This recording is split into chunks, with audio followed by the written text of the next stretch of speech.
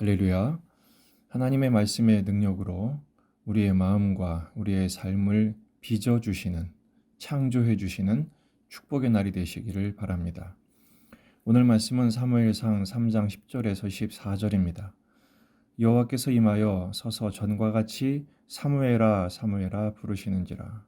사무엘이 이르되 말씀하옵소서, 주의 종이 듣겠나이다 하니, 여호와께서 사무엘에게 이르시되 보라, 내가 이스라엘 중에 한 일을 행하리니 그것을 듣는 자마다 두 귀가 울리리라. 내가 엘리의 집에 대하여 말한 것을 처음부터 끝까지 그날에 그에게 다 이루리라.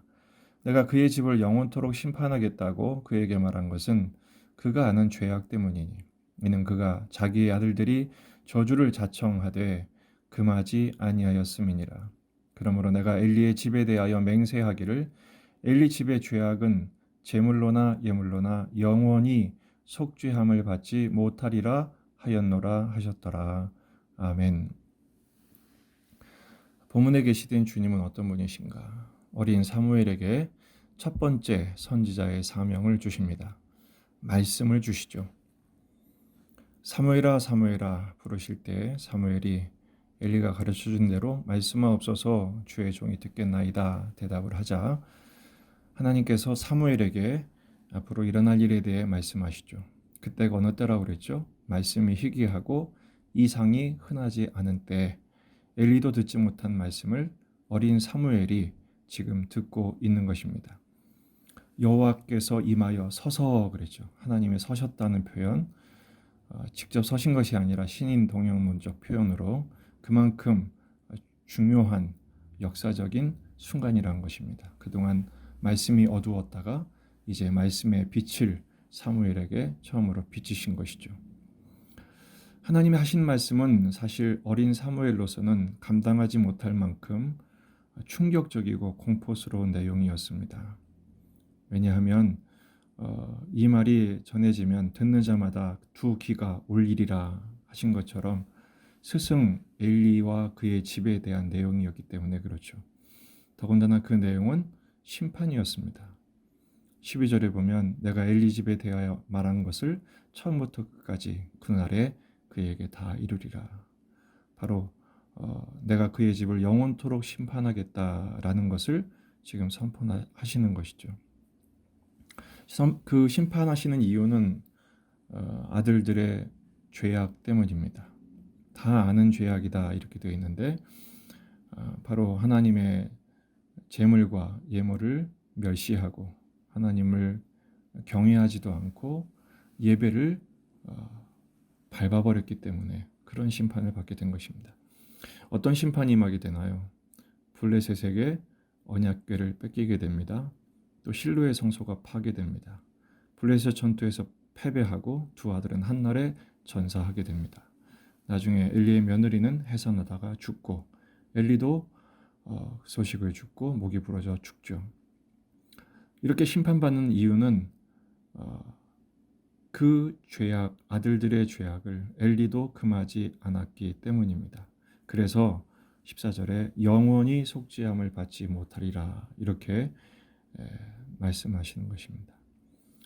사무엘이 그 어린 나이에 받았던 선지자로서의 첫 번째 메시지는 첫 번째 심판의 메시지였습니다. 심판의 말씀이죠. 처음부터 끝까지 영원히 속함을 받지 못하리라.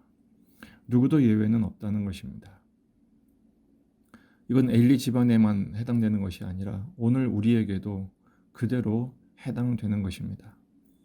우리에게도 있는 죄악이죠. 아는 죄악이라고 그랬는데 우리에게도 어떤 죄가 있습니까? 하나님을 경외하지 못할 때가 더 많지 않습니까? 하나님을 멸시하고 예배를 경시할 때가 있습니다. 저조차도 그런 허물들이 허다합니다. 또 육신의 정욕, 안목의 정욕, 이생의 자랑에 빠져 살 때가 얼마나 많습니까? 인간은 하나님 앞에서 영원히 속함받지 못할 죄인입니다. 로마서 3장 23절, 모든 사람이 죄를 범하였으며 하나님의 영광에 이르지 못하더니. 히브리서 9장 27절, 한 번 죽는 것은 사람에게 정해진 것이요 그 외에는 심판이 있으리니. 다름 아닌 나의 모습이죠. 심판받아 마땅한 운명이 됐던 우리들입니다. 사무엘이 받았던 두 번째 메시지는 구원의 메시지입니다. 오늘 본문에는 구원의 말씀이 따로 기록되어 있지는 않지만 엘리 집안의 심판을 선포하신 것은 사무엘 너를 통해서는 내가 구원의 시대를 다시 시작할 것이다 라는 암묵적인 그 속에 더 깊이 담겨 있는 하나님의 마음이 심겨져 있는 것입니다. 구원의 시대가 사무엘을 통해서 시작될 것이죠. 사무엘을 통해서 다윗을 세우고 다윗을 통해 오실 메시아를 통해서 그 구원의 역사가 완성될 것입니다. 요한일서 4장 10절 사랑은 여기 있으니 우리가 하나님을 사랑한 것이 아니요 하나님이 우리를 사랑하사 우리 죄를 속하기 위하여 영원히 속죄 받을 수 없는 속함 받지 못할 죄인인 우리를 속하시기 위해서 화목제물로 그 아드님을 보내주신 것이죠. 예수님이 십자가에서 다 이루었다 선포하시는 순간 그 속죄 사역은 완성됩니다. 엘리와 두 아들들에게 없었던 것이 있었습니다. 그 하나님의 심판의 예고, 계속 이어진 예고 앞에서 통렬한 회개가 없었습니다. 마음에 찔림은 있었겠죠. 뉘우침은 있었겠죠. 그러나 회개가 없었습니다. 오늘 이 구원의 메시지 앞에서 우리에게 주시는 주님의 말씀이 있습니다. 바로 회개를 촉구하는 것입니다. 베드로가 사도행전 2장에서 성령 충만을 받고 복음을 선포하자 유대인들이 이렇게 묻습니다. 우리가 어찌할꼬? 그러자 사도행전 2장 38절에서 이렇게 대답합니다. 베드로가 이르되 너희가 회개하여 각각 예수 그리스도의 이름으로 세례를 받고 죄 사함을 받으라. 그리하면 성령의 선물을 받을 것이다. 라고 말씀하시죠. 이 구원의 말씀을 나의 것으로 삼기 위해서 회개에 합당한 삶, 나의 죄를 자복하고 주님 앞에 나아가 은혜를 구하여 구원의 은혜, 속죄의 은혜, 그리고 날마다 우리의 구원을 완성해 가시는 변화의 은총을 힘입는 우리가 될 수 있기를 바랍니다. 오늘 사무엘에게 말씀하시는 이 본문 말씀을 통해서 우리는 두 가지 기도 제목을 함께 나누고 적용하여 실천하기로 합니다. 첫째, 주님의 말씀을 듣는 귀를 달라고 기도하십시다.